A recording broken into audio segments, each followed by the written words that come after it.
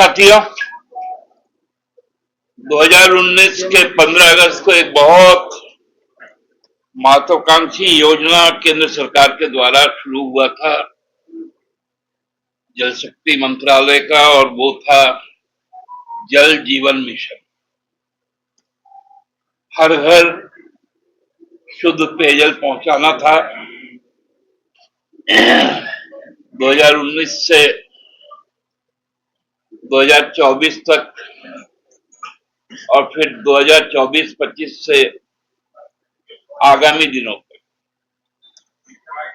आप सबको याद होगा कि वो जो पूरी योजना थी वो 24,665 करोड़ 30 लाख का योजना बना था, जिसमें केंद्र सरकार को 12,257 करोड़ 33 लाख रुपए देना था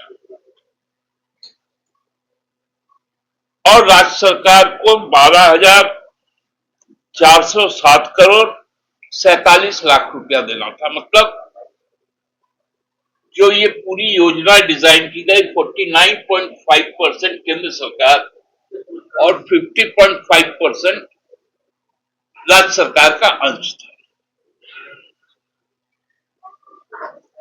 इस योजना के जब शुरू हुआ तो इन 5 सालों में हमने बहुत मेहनत के साथ इस योजना को आगे बढ़ाने का काम किया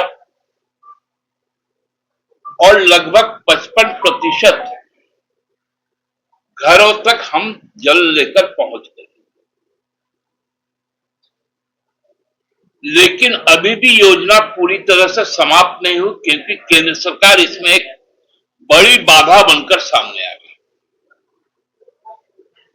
उनको जो पैसा 12,000 के करीब करोड़ रुपया उनको देना था, आज तक उस पर 6,270 करोड़ 37 लाख रुपया बकाया है। और ये बकाया की बात तो छोड़ दीजिए, ये हमारा हक का पैसा है। जो 2024-25 जो फाइनेंशियल ईयर था, उसमें केंद्र सरकार ने कहा था कि हम आपको 2,114 करोड़ 16 लाख रुपए देंगे, और मिला कितना था 24-25 में? मात्र 70 करोड़। अभी 25-26 का कोई अभी तक घोषणा ही नहीं है। मतलब यदि हमको 6,270 करोड़ 37 लाख रुपए जो अभी तक का बकाया है, हम केवल उसको मांग रहे हैं। इसके पहले भी आप लोगों ने देखा कि कोयला मंत्रालय से हमको 1,36,000 करोड़ रुपए लेना है। अब ये क्या बार बार भीख मांगना है क्या?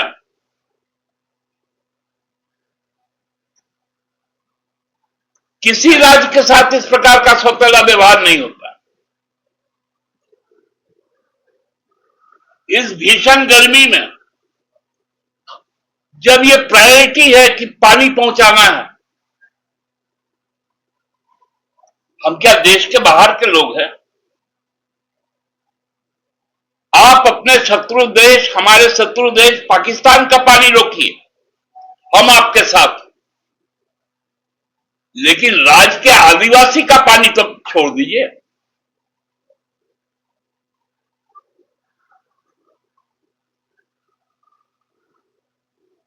मणिपुर जल रहा था तो आप मणिपुर नहीं जाते।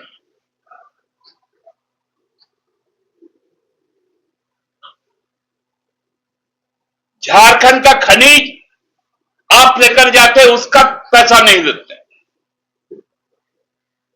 हम पानी पहुंचाने का काम कर रहे हैं, आप उसमें पैसा नहीं देंगे। तो ये योजना चालू क्यों करते हैं?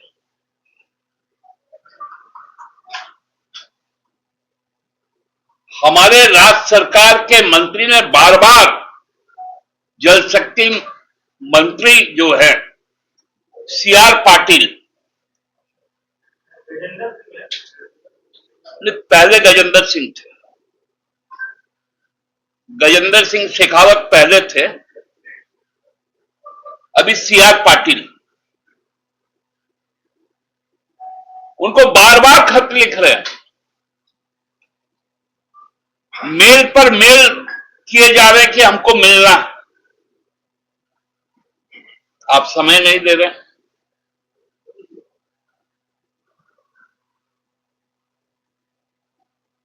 हम लोगों ने अपने मंत्री जी को यह आग्रह किया कि आप दिल्ली जाकर बैठ जाइए, मंत्रालय के बाहर धरना पे बैठ जाइए,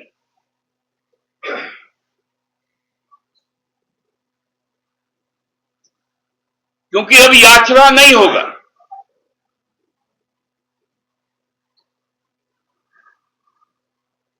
अब एक एक पाई के लिए हम लोगों को आंदोलन करना है।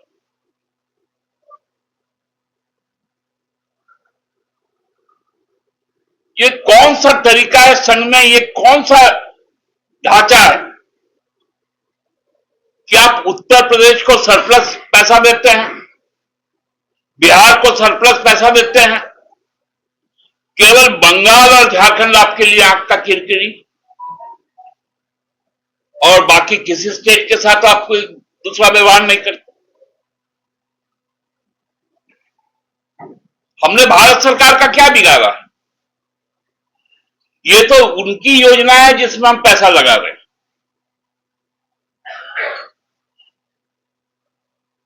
तो ये बहुत गंभीर विषय है इस भीषण गर्मी।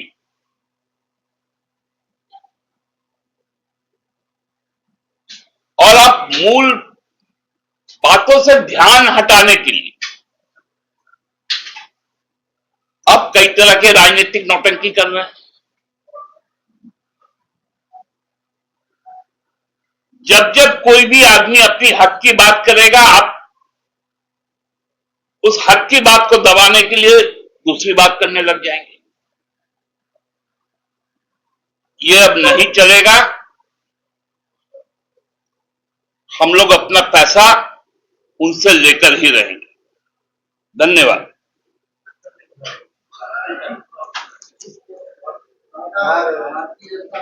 पार्टी, आज दुर्भाग्य की बात है कि हम अपने शत्रु से मुकाबला करने के लिए, अपने व्यापारिक हित के लिए अमेरिका जैसी महाशक्ति के दबाव में आकर एक दुष्ट शक्ति वाला देश पाकिस्तान के सामने, जहां हमारे सैनिकों ने अपने पराक्रम दिखाया,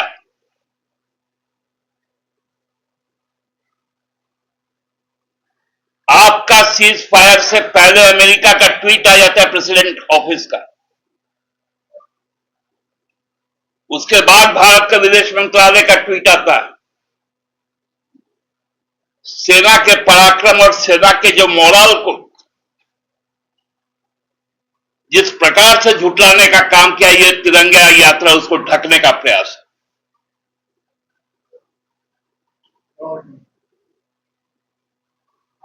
आपका प्रधानमंत्री का संबोधन से पहले अमेरिका का राष्ट्रपति का संबोधन आ जाता है कि हमने कहा है कि युद्ध रोको, नहीं तो व्यापार नहीं करेंगे।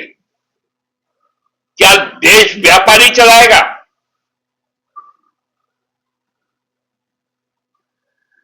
देश रहेगा तब तो व्यापार होगा।